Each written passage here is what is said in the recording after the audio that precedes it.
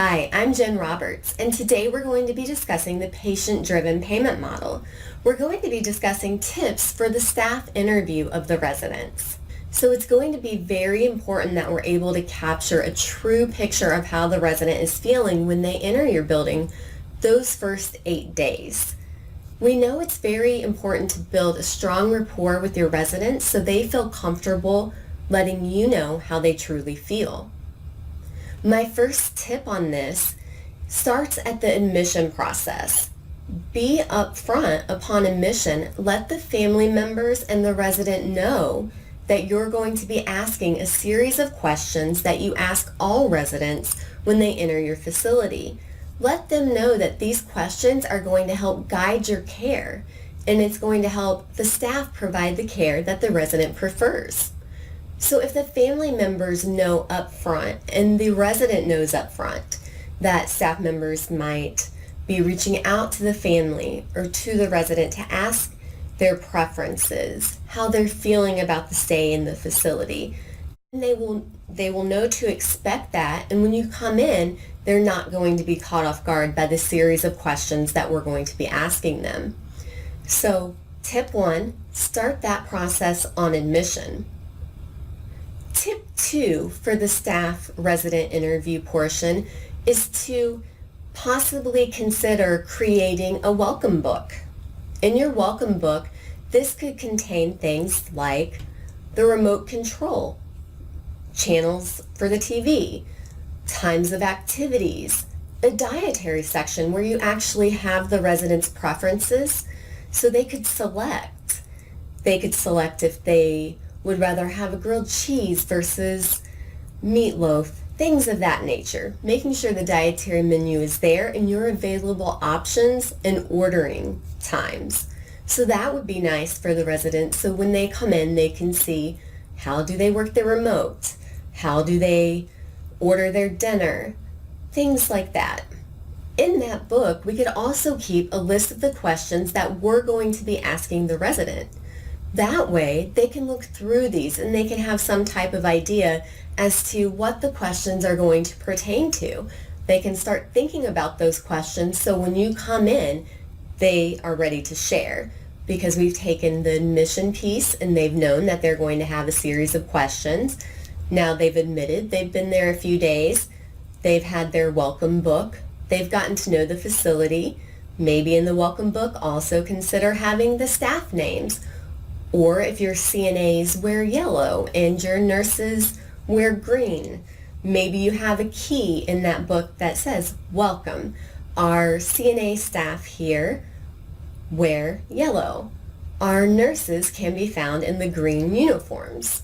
Or a housekeeper should have on whatever type of uniform color that is.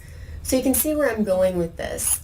On admission, setting the groundwork, and then consider possibly that admission welcome book so they can become accustomed to the types of questions that we're going to be asking them. My third tip is to make sure when you're conducting the interview that you're in a private space. I've seen several times where nurses will come in or staff assessors will come in rushed in a hurry and start off the conversation by saying, I'm sorry, we're short-staffed. I'm going to have to ask you these questions. When you do that, you're already setting the stage that this is going to be a quick interview. You're already busy. You've been busy for weeks, and now you're short-staffed and trying to conduct an interview. I don't think the resident's going to be very honest with you. They're probably going to say everything's okay so you can get on with your busy day. So make sure when you go in to complete the interview, you have time to do it.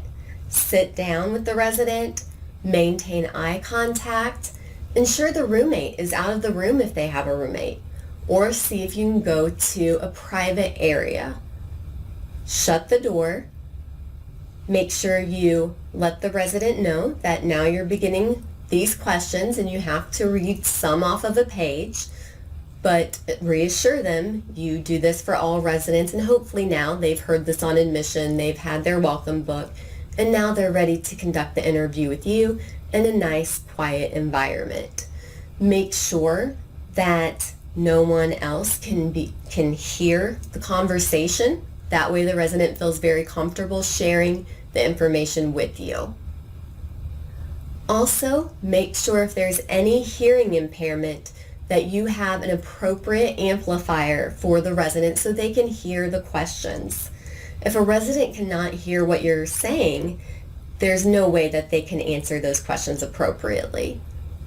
And if an interpreter is needed, make sure one is present during the interviews. I also would like to point out, when we're doing the resident interviews, try not to lead the questions. So what I mean by this is, with the showers, for instance, I would not say, "Mr. Jones, would you prefer your showers on Tuesday or Wednesday? Does evening work?" I would ask Mr. Jones, "Mr. Jones, when do you prefer to receive your showers?" And let Mr. Jones answer. Our residents who have entered our facilities have lost control of most aspects of their life. They're not driving right now. They're not running their household. Some of them do not have access even to the internet. They feel isolated at times. So during this time, you want to ensure that you're spending the time with the resident. You're making sure that they understand they have options still. One of the options and one of the choices they can make is when they prefer their showers. What types of food would they like to eat? What type of activities would they like to participate in?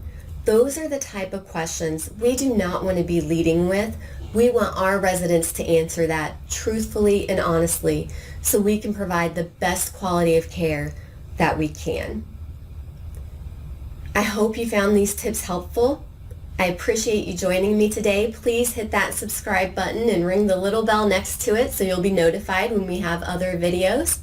And as always, I hope you have an amazing day, and thanks for learning with Jen.